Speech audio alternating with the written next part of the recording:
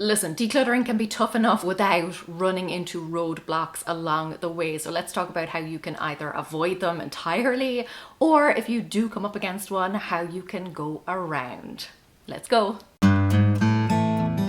Hi guys, it's Laura and I've been decluttering for 6 years now, like properly hardcore decluttering, and I have run into probably every obstacle along the way. So I want to help you avoid those obstacles, or at least know how to overcome them. And the very first one is that it's really easy to get really motivated to, watch a decluttering video or a clean with me or something like that, get this burst of motivation, this burst of energy, and pull everything out, pull everything off your shelves, out of your cupboards, out of your closet, etc. The only thing that is going to do in most cases is completely overwhelm you.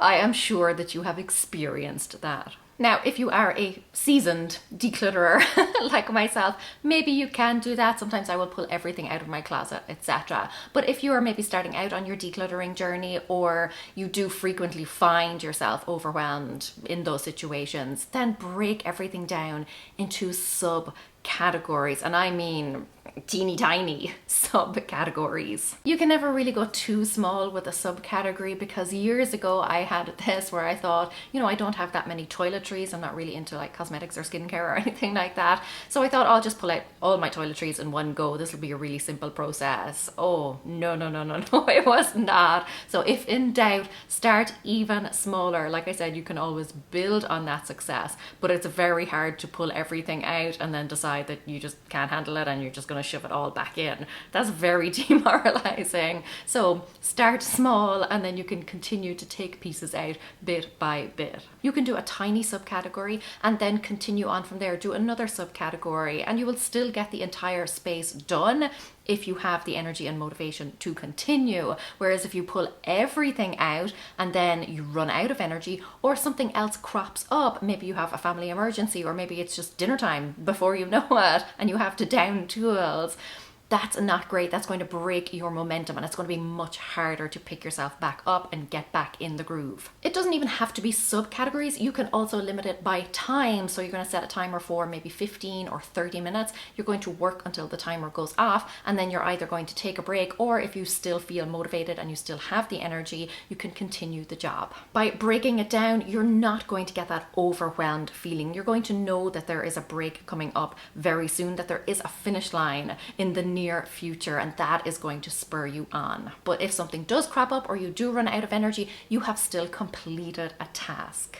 Get yourself a small win and then build on your success step by step. A follow-on obstacle from that then is underestimating the amount of time it will take you. Always overestimate. That is the best way to do it, because you don't know what you're going to get hung up on. You don't know how many times you're going to be interrupted or distracted, or you don't know what's going to crop up in the meantime. So always overestimate the time it is going to take you. That way, if things do run on a little bit, you've given yourself that buffer time. But if you manage to finish earlier, bonus. Now, you all know that I struggle the most with this next one. I think it's so important, but for some reason I don't always practice what I preach. So I want to be honest about that up front, but you will know that if you've watched a few of my videos. But that is to have an exit strategy, and I mean, like, then execute on the strategy, because for me, I have a strategy, but I never actually do anything about it. But basically, an exit strategy is knowing how and when that stuff is going to be leaving your house and where it's going to be going to. So for example,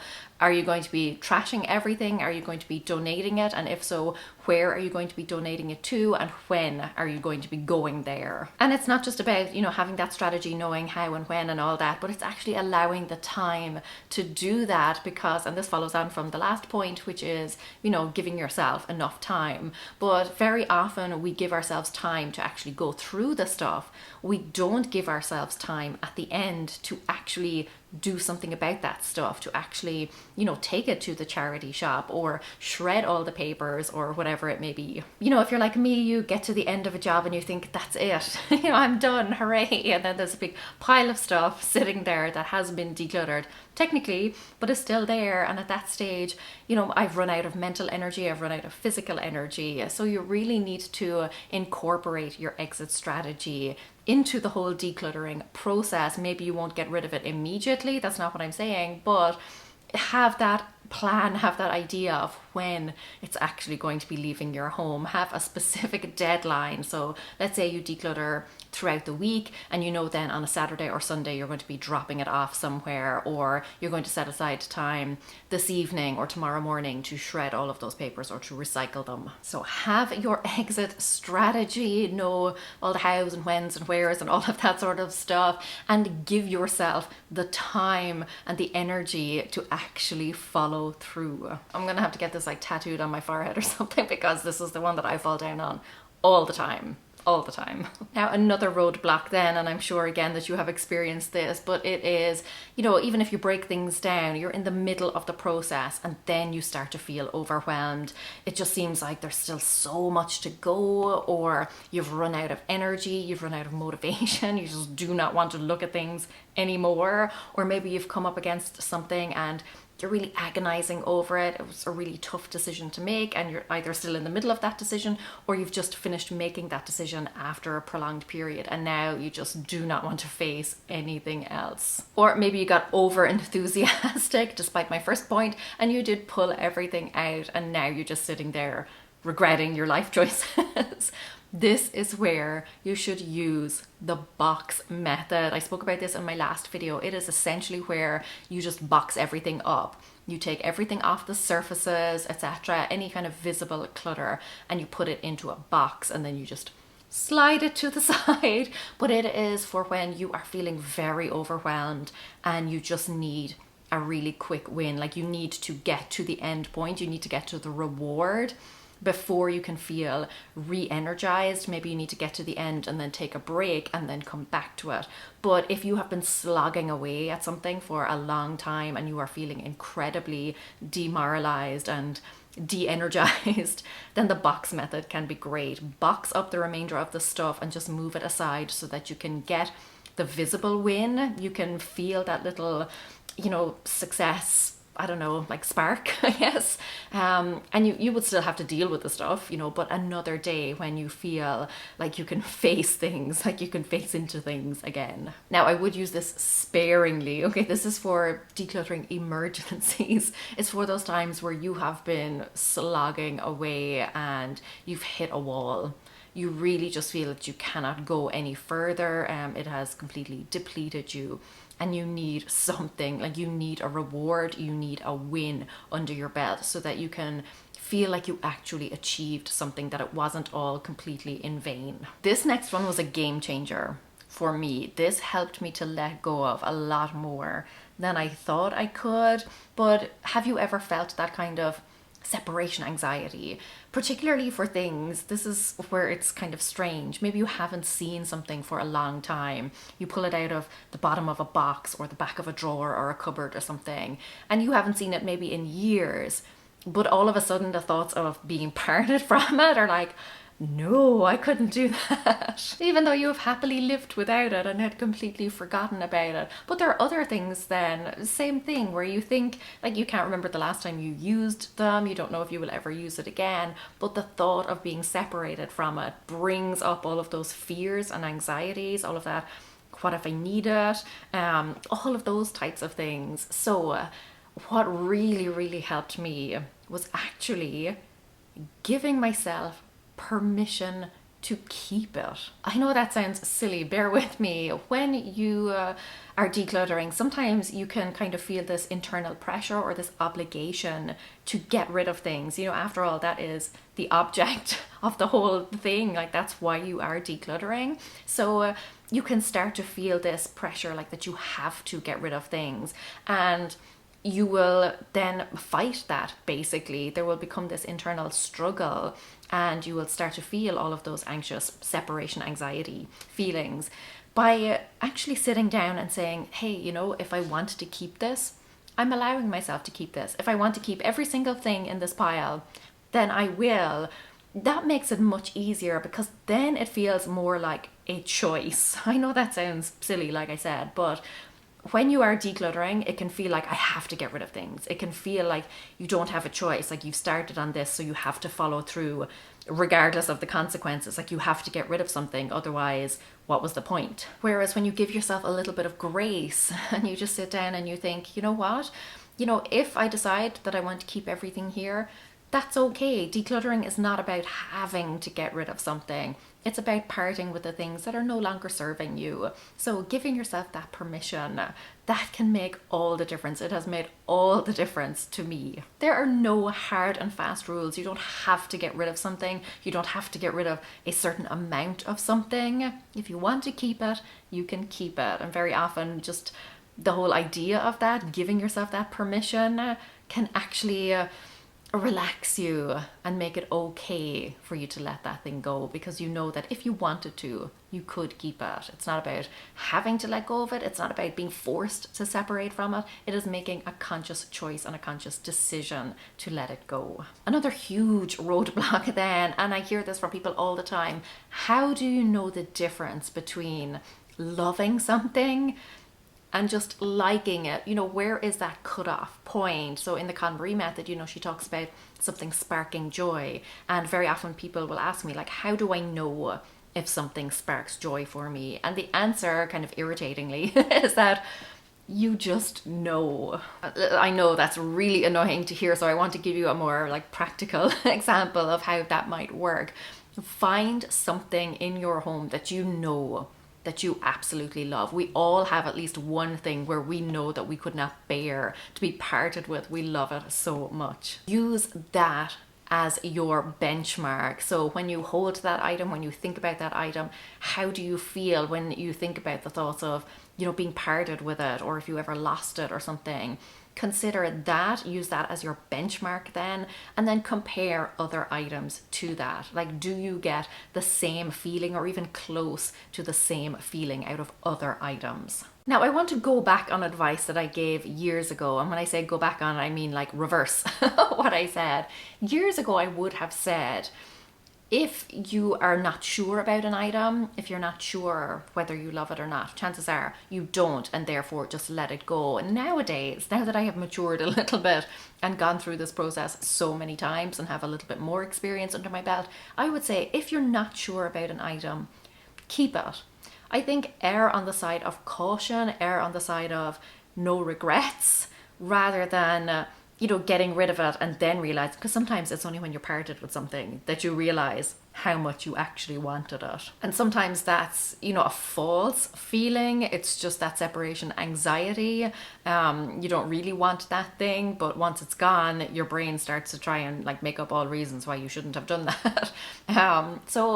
But I would say, keep it. You can always declutter it down the line. It kind of comes back to that whole thing of giving yourself permission to keep something. If you are really not sure and you're agonizing over something, I would say keep it for now. And even sometimes, again, giving yourself that permission to keep it, allowing yourself to keep it, can get rid of that separation anxiety and that internal struggle, and can kind of ease any anxious feelings that you have. And you may find that you can easily let it go thereafter. But yeah, these days I would say err on the side of caution. If you're not sure, keep it, at least for now. It can also be helpful to actually write a list of all of those types of things. Very often we think, oh, but I might need it, I might want it, I might use it, I might wear it, those types of things.